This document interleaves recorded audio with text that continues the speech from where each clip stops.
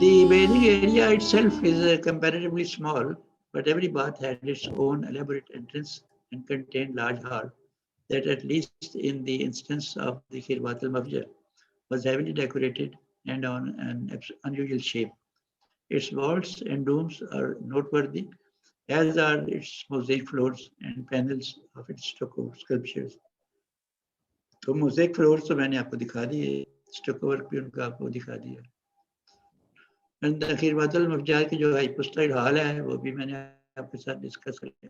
Generally miniaturised hypostyle, मैंने अपने छोटे स्केल में।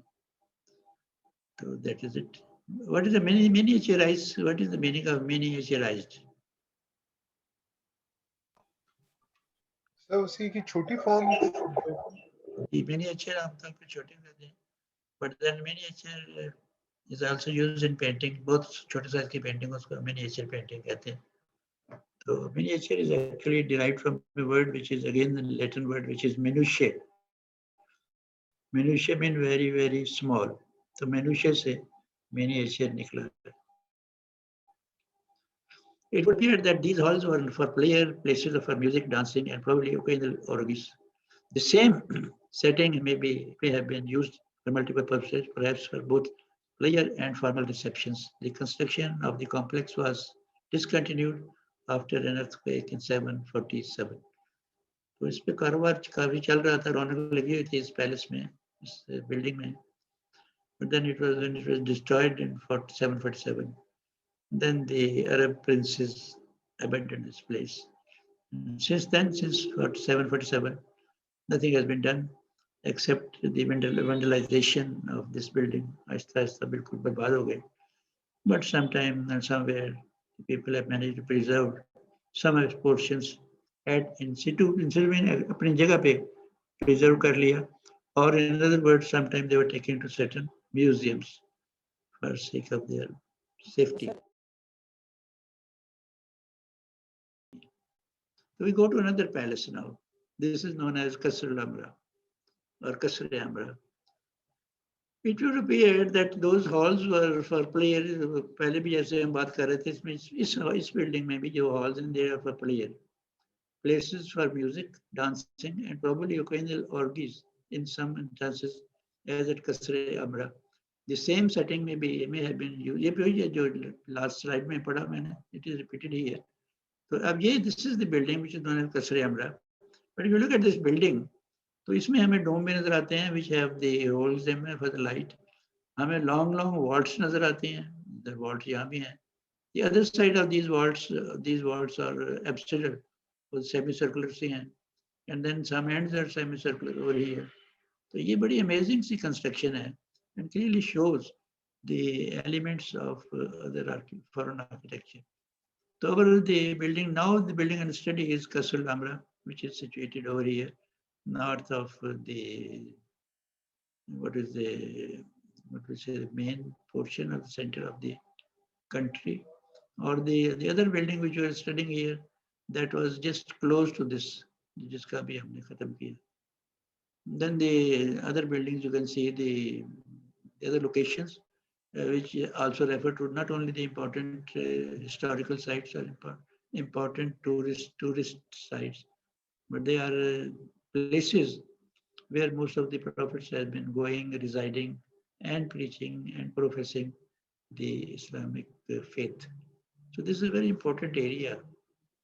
This West Bank is now the Muslim country, and Israel is the Israeli country, and then Syria, and this this was the area which was known as the Al-Canaan in the ancient times. This is another view of the same building.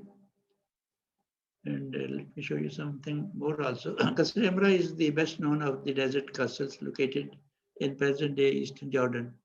It was built sometime between 723 and 743 by Walid ibn Yazid, the future Umayyad Caliph, which was when he became the Caliph, he became as the Walid II, whose dominance of the region was rising at that time. It is considered one of the most important examples of early Islamic art and architecture. The building is actually the remnant of a larger complex that included an actual castle meant as a royal retreat without any military function, for which only the foundation remains, of which only the foundation remains. What stands today is a small country cabin. जो आपने देखा अब ये इतना ही है, but actually it was far bigger than this. It is most notable for the frescoes that remain mainly on the ceiling inside, which depict, among others, a group of rulers, hunting scenes, dancing scenes, containing naked women, working craftsmen, and the recently discovered cycle of Jonah. What is the cycle of Jonah? This is ये अभी तक ये अब recently discover हुई है ये picture, yeah, this fresco, which is the cycle of Jonah. Any idea what is the cycle of Jonah, or who is Jonah? Sir ये वो थे जो कि मछली ने निगल लिया था इनको। जी, हजरत यूनुस अलैहिस्सलाम को जोना है। जी, हजरत यूनुस अलैहिस्सलाम को। तो साइकिल ऑफ योना ये है कि वो मछली ने उनको खा लिया, फिर उसको उगल दिया। तो काइंड ऑफ साइकिल, जो पहले थे वैसे ही वापस आ गए। तो ये दिस इंसिडेंट ऑफ हजरत यूनुस अलैहिस्सलाम is also depicted in the frescoes of this castle. तो ये उसका प्लान है। Most of the area has been destroyed, but these are the main room, and these are the vaults, these are the vaults, and these are the vault, and this is the apsidal end. This has no apsidal end, and then there is a room here which has a dome on it, and then apsidal end on this side, apsidal end on this side, and then square room in between. Sir. जी sir मुझे ये word समझ नहीं आई जो आपने। जी, एप्सिडल APSIDL APSE से है। APSE जो एक चर्च का सेमी सर्कुलर से, जैसे हमारी आर्च बाहर से मस्जिद की बाहर से नजर आती है, दैट इज एन एप्स। इस टाइप की construction, this is an apse. ठीक है जी, इज इट क्लियर? जी सर। Okay sir. APSE और APSE से ही एप्सिडल एडजेक्टिव बना दिया उसका। तो this is the building, main building what is left. यहाँ जो बिल्डिंग थी, they are all destroyed, and then there is a kind of pond over here which survives in a bad shape, and there are certain other passages going to this place and this place. What was happening here we do not know. This is a circular platform. Most probably there was a well in the middle, and the circle was used by the bulls who were pulling the wheel for the fetching the water from the depth of the well. तो पानी वहाँ निकाल के यहाँ जमा होता था. Then the water was transported to this building, and it was also transported to this building. And these were not only the baths, these were the palaces, and these halls were used for dancing purposes and many other purposes. So this is the detailed drawing now. So ये जो आप the big architect, you can understand what is the meaning of these curves.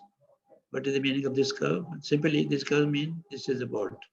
This is also a vault, and this is a vault. And this is in between, there's an arch here, and there is an opening, and there's a small opening, another kind of window. Then the arch here, the vault here, not a vault here, but pyramidal roof here, and then the dome over here, and the apse and vault, and the square area. That is the explanation of the whole building. So this is it. These are the three vaults which we see. This is the dome which we saw in the last, and this is the passage which is going to the bottom of this building. And in the bottom, either there was a hypocaust for keeping the water warm, and there is a sitting place here. Maybe this is a kind of lavatory, and the people used to sit here. And the excreta was stored at this place and taken out. And then if you look at this, you can they'll give you a clear idea. They could make a good arch over here. And then the semi-dome over here, and the little vault over here. And then the holes in the dome for the sake of the light. And the well of the building for the supply of water. And other well, which may show there, and this other well. And then on the ceiling of these vaults, we come across these pictures, different type of pictures, and animals also. Some people are working. This will look like a carpenter is working on his table. And that is amazing. Yet another one. This person is working on this water pond. Maybe कागज बना रहा है या कुछ कर रहा है. This is another worker. So the amazing illustrations. They are depicting various type of workers and workmanship. And this is on the vault. Just imagine from 8th century, they are still surviving in this shape. And these are the naked ladies which are also on the walls or the transepts of the building, the transept of the arches. When I say transept, what is the transept? Transpet, transept. What is transept? Inner side of the arch. In this case, this is transept. This is transept. This is also transept. And there are a number of transverse arches. What are the transverse arches? Transverse arches, one arch is here and the other arch is here. They are known as the transverse arches. And then over here, there is an opening for air and light. And this is the roof which you were seeing. And a lot of divisions of the roof and drawings. And also the paintings of this vault and paintings of this vault and painting on the transept also. And some tourists. Then this is the lady taking a bath, and then we see arches at columns, and then arches over here. So there are multiple type of illustrations put together, just like a collage of the painters today. And then another lady taking a bath. The drawing is very poor, very strong lady, but nevertheless, there it is. And this is the main hall with 3 vaults at top and 3 holes over here. If we see this building from outside, it is like this. These are the holes which were there in the vault over here. So this is like this. So it is like this. And then more features inside. And more frescoes. And finally, let's have glimpses of some other palaces which have not been identified. उनके नाम भी हमें सही नहीं पता, but let's look at some of the elements. This is known as Kasre Amarna. A very good plan, though its plan is slightly restored. This is the Kasre Amarna, and that is the detail. You can see the arches. They're quite clever in making these arches. So there, the portions are still standing by their own strength. Also standing here and also standing in the background. Then there's another Kasr, which is known as Kasre Tuba. Again, a huge vault over here. And this is the wall of Kasre Tuba. That means this shows that they're not only using stone, they're also using bricks. And they're quite good in making the arches or the walls. Look at the thickness of the arch. Sir ये stone कौन सा use होता था? Limestone. There is local stone in the form nearly a limestone, क्योंकि pyramid के अंदर भी जो है वो यही material देखा गया, मतलब बड़े scale का, और इन palaces के अंदर भी. Well, pyramid had if you go to Cairo, outside the Cairo, there are huge mines, पत्थरों की खाने हैं बहुत बड़ी-बड़ी, which are known as Mukattam Hills, M-O-K-A-T-T-A-M, Mukattam Hills. So they used to quarry stone from those Mukattam Hills and then transport that stone across the river Nile to the place of the pyramids. उनका तो ये था, they were bringing the stone from a long distance. But in this case, the stone was available just underneath the sand. So it was not much difficult to obtain it. This is Kasr al-Halabat, very big one and multi-story too. Not single story, but multi-story. And these are the arches. Now we come across another type of arch here. Look at this beautiful construction and the attached column. And these capitals give us some link with the ancient Egyptian architecture. Some tourists are there with their cars standing here. And this is yet another unidentified palace. That is the entrance to one of those palaces. That is the interior of the Halabat. And in this case, we have the mosaics on this floor over here and over here. This is amazing. I cannot imagine that in the 8th century, they were making mosaics like this. Simply amazing. Maybe they were engaging the Roman artisans or workers. another mosaic. And then Qasr al-Mashatta, which Qasr al-Mashatta is very, very important Qasr. And perhaps the most important one, though not much is known, but this is considered as the most important one. And this is the site seen from the air, not a Google map, but seen from the air. And this is the plan of this building. The entrance is over here, which is this place. And then this portion has been described.